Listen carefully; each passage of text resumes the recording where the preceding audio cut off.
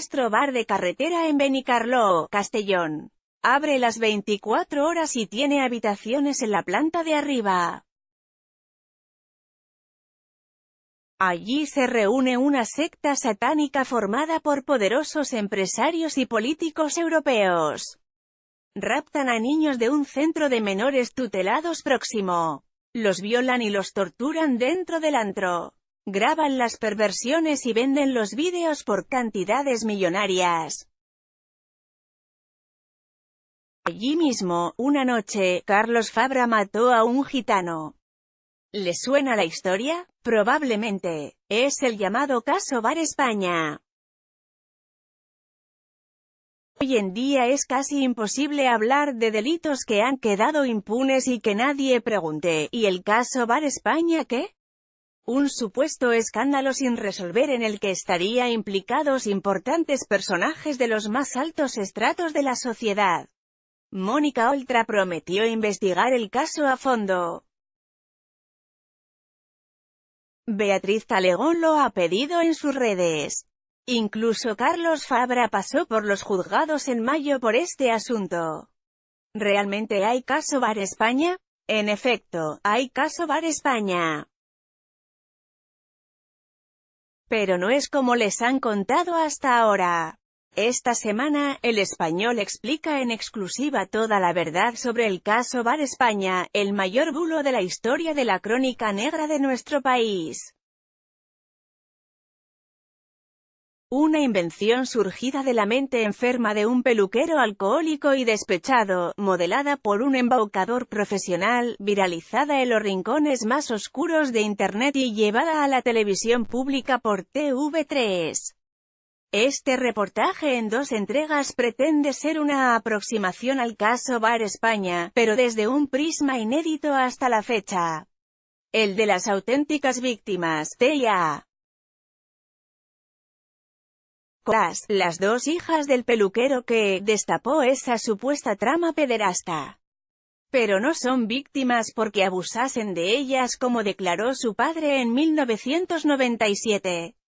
Son víctimas porque ese bulo les ha marcado la vida desde su niñez. Hoy, por primera vez, hablan con un medio de comunicación para explicar qué sucedió en realidad. ¿Qué es el caso Bar España? Pero antes de entrar en materia, ¿qué es, a grandes rasgos, el caso Bar España? Es una leyenda que surgió a principios de este siglo sobre una supuesta secta satánica que actuaba en la Comunidad Valenciana en los 90. Estaría conformada, según este bulo, por personajes conocidos como el expresidente de la Diputación de Castellón Carlos Fabra, el expresidente de la CEMILAN Giuseppe Farina, la juez Sofía Díaz o la exconcursante de Masterchef Maribel Gil, así como algún conocido pederasta francés.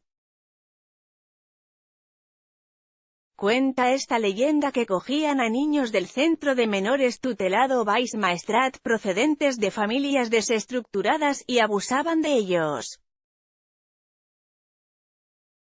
Las violaciones se habrían producido en las habitaciones del Bar España, un bar de carretera de Benicarló, y en una masía propiedad del presidente del Milán llamada Mas del Coll. Utilizaban presuntamente a los críos para realizar rituales satánicos, los mataban y los filmaban.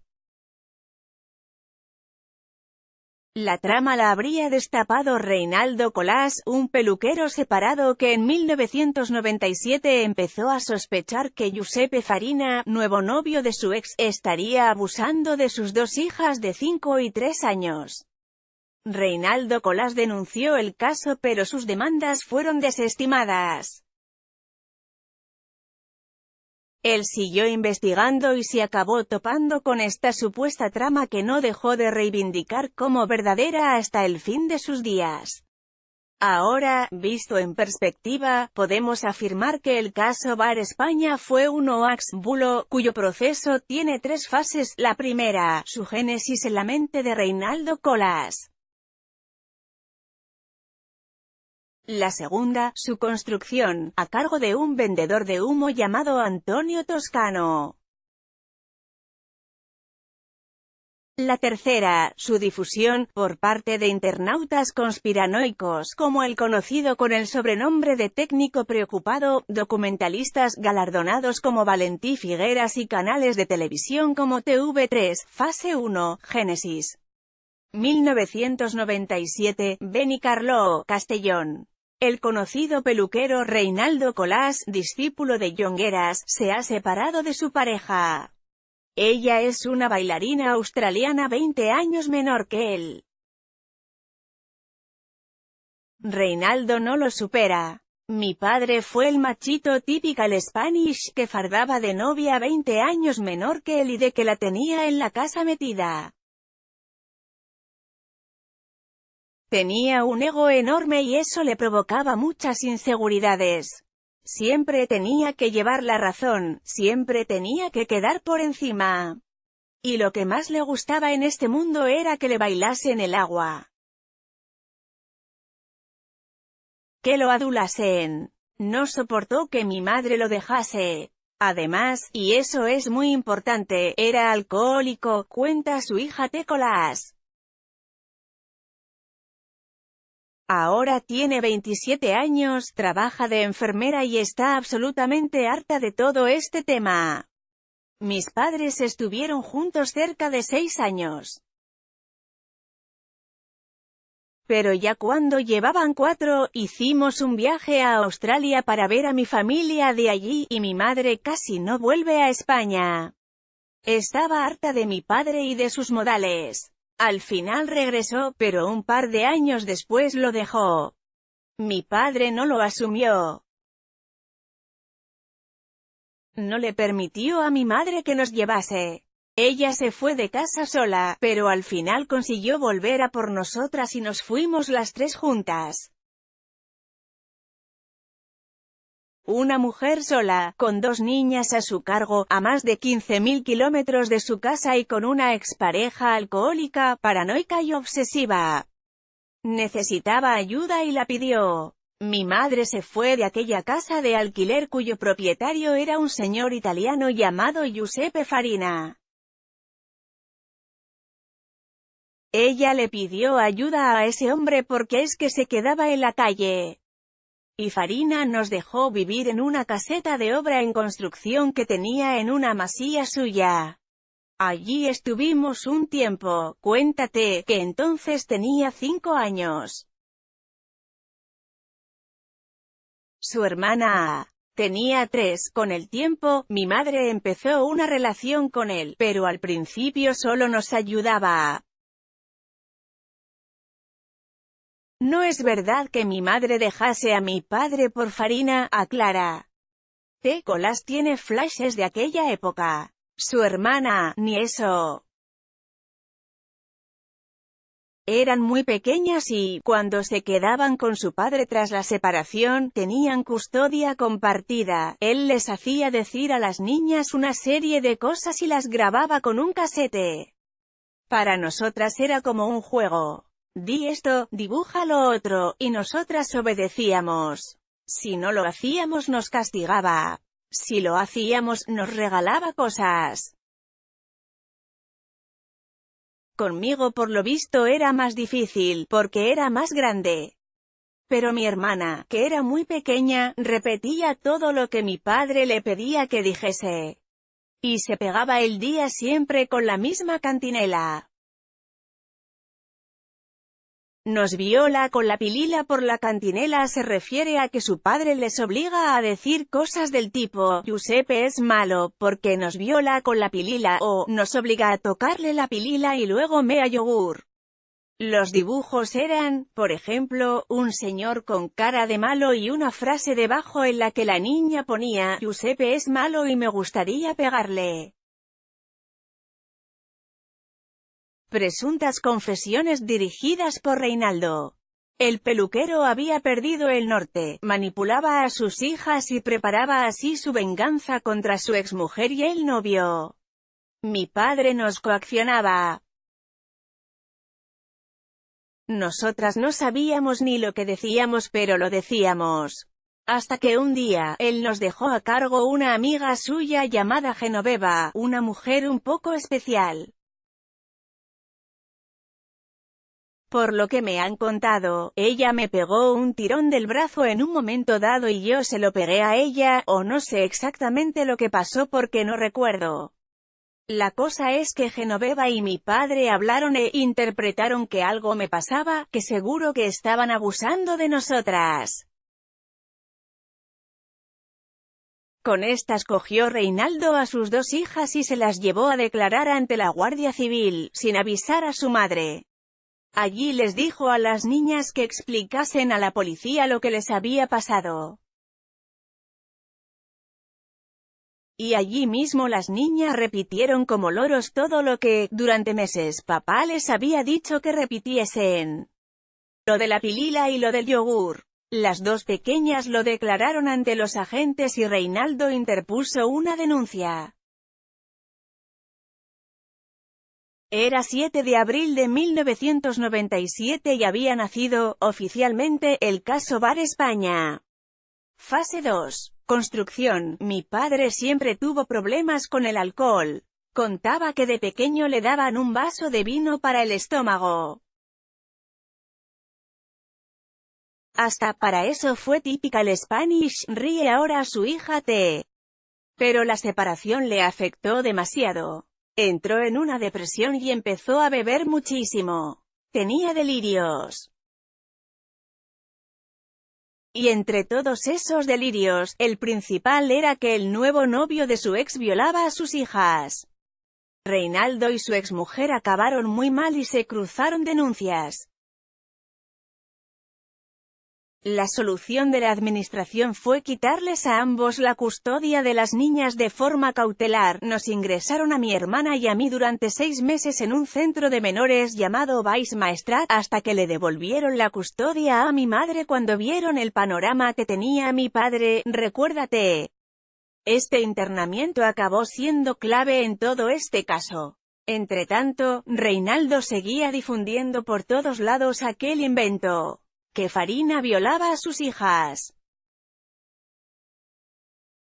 La jueza que recibió el caso, Sofía Díaz, lo vio tan inverosímil e inconsistente que lo archivó. Eso no hizo desistir a Reinaldo Colás, sino todo lo contrario. Fue la prueba que necesitaba su mente enferma para demostrar que se encontraba ante una gran trama de pederastia formada por gente tan poderosa que podía comprar hasta a los jueces. Se lo contó a todo el mundo. En su peluquería durante el día y en los bares donde se emborrachaba por la noche. La gente que se lo creía empezó a verlo como un padre coraje. Y esta información llegó a oídos de un siniestro personaje llamado Antonio Toscano, actualmente en Fuera del Mapa. El embaucador Antonio Toscano Márquez es un charlatán, un embaucador. Un valenciano que se presenta como periodista, criminólogo, psicólogo y abogado, además de especialista en sectas satánicas. En virtud de ello ha participado como experto en espacios televisivos como el programa de Iker Jiménez y ha sido entrevistado por el diario El Mundo. En realidad no tiene ni una sola de esas titulaciones. Toscano es un personaje turbio que ofrece ayuda a la policía para descubrir por su cuenta a pederastas, su obsesión. En 2011 fue expulsado de la ONG La Voz de la Infancia por impostor, tal y como desvelaba el diario.es. Asimismo presume de haber colaborado con las autoridades portuguesas en el caso Madeleine, aunque ese dato también es falso porque la policía lusa lo ha desmentido. A Reinaldo Colás solo le faltaba que alguien le dijese, yo sí te creo, y ese fue Toscano. Eran los años 90, los del crimen de Alcácer, los de la Valencia del bacalao, con sus fiestas y sus drogas, los de las sectas satánicas y los juegos de rol que acababan en asesinatos. El caldo de cultivo era ideal para crear una leyenda diabólica. Toscano fabuló que había una secta que actuaba por la zona de Levante, conformada por personajes muy importantes.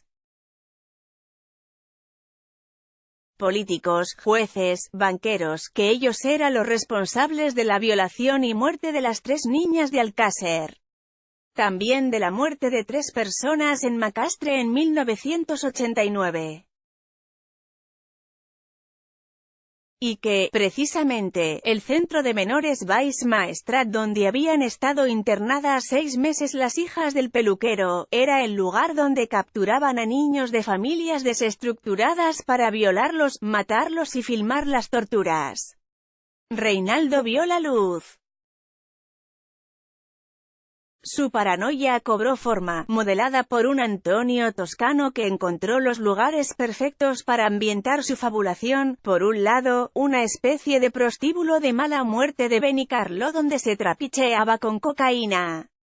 Por el otro, la casa de Farina. Es ahí donde la venganza de Colás contra su ex pasó a ser una gran trama orquestada que salpicó a mucha gente.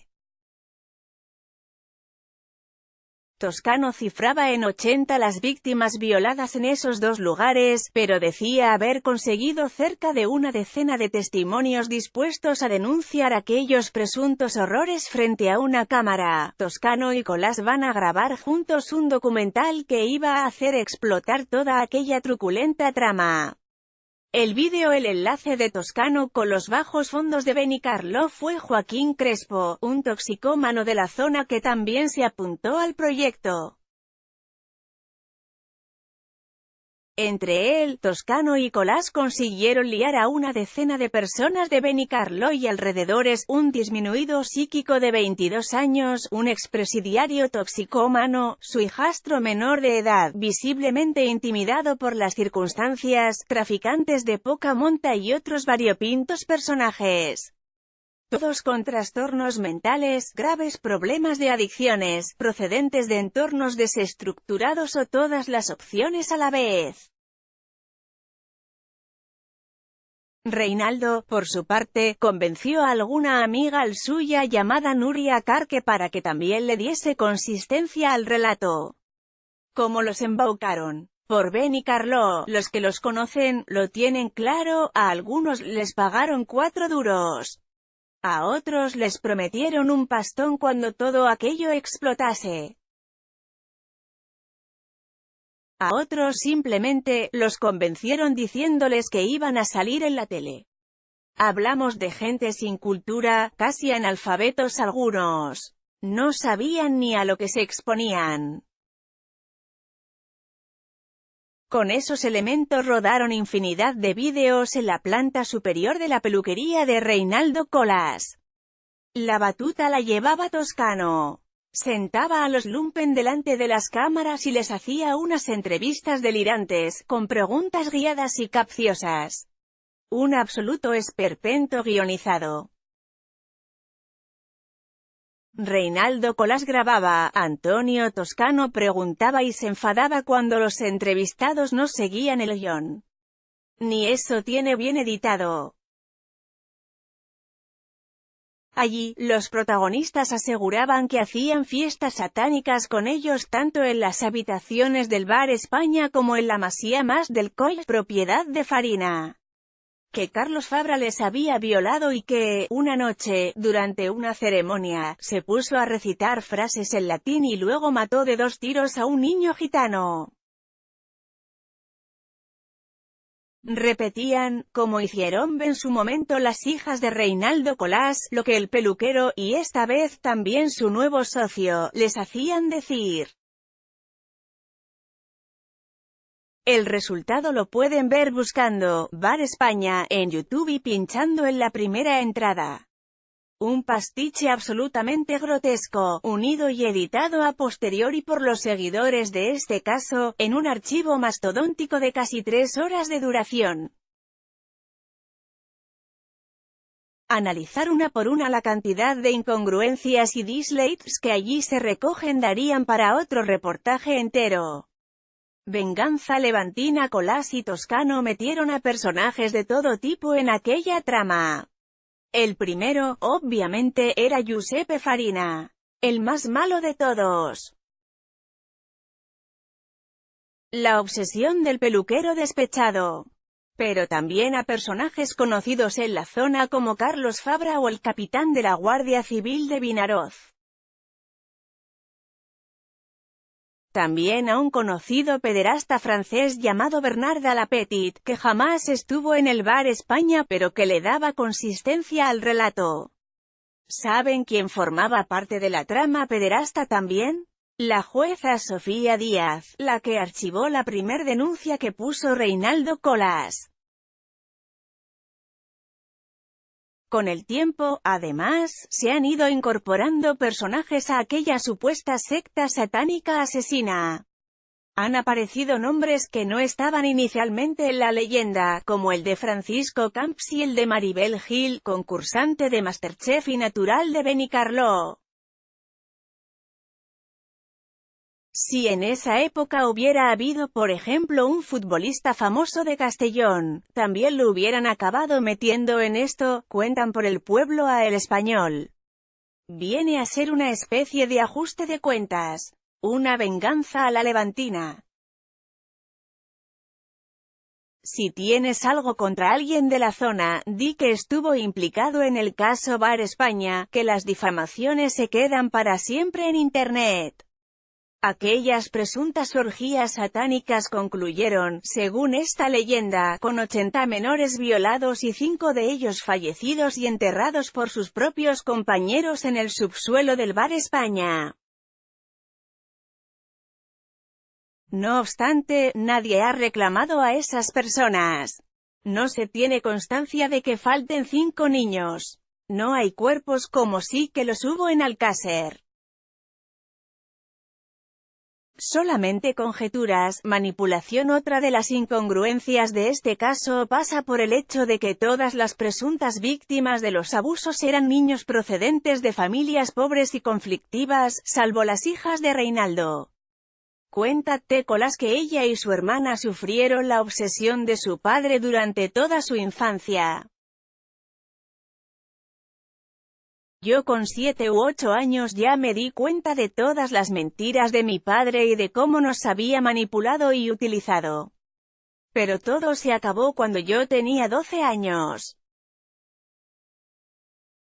Una mañana nos agarró a mí y a mi hermana y nos dijo que nos llevaba a desayunar y luego al cole. Pero en realidad nos llevó a la Guardia Civil a declarar. Estaba exultante. Decía que había conocido a alguien en protección al menor que nos iba a ayudar. Allí lo estaban esperando, sí. Pero para detenerlo, fue arrestado por el secuestro de sus hijas. Las autoridades le estaban siguiendo la pista. Sabían de sus problemas mentales, de su alcoholismo, de sus excesos y de la posible esquizofrenia paranoide que le adivinaron en un juzgado. Para diagnosticar aquella esquizofrenia hacía falta su consentimiento para ser examinado, pero él nunca lo dio, cuenta su hija. Pasó 2 días en el calabozo y lo soltaron. Desde protección al menor mandaron a ya con su madre y a Reinaldo le impusieron una orden de alejamiento hasta que sus hijas tuviesen 18 años. Así, las niñas no volvieron a ver su padre hasta que cumplieron la mayoría de edad. Fue digamos la época en la que pudimos descansar, reconoce. Aquello sucedió en 2004. Las hermanas Colas ya estaban fuera de la tóxica influencia de su padre. Pero la justicia todavía tenía que pronunciarse. De todas las denuncias que se presentaron, al final solamente siguió adelante la de Reinaldo Colas, el único que se mantuvo firme hasta el final. En la entrega de mañana explicaremos la resolución judicial del caso, así como el funcionamiento del ventilador que aireó esta mentira y la repitió más de 1000 veces, hasta convertirla, para muchos, en una verdad.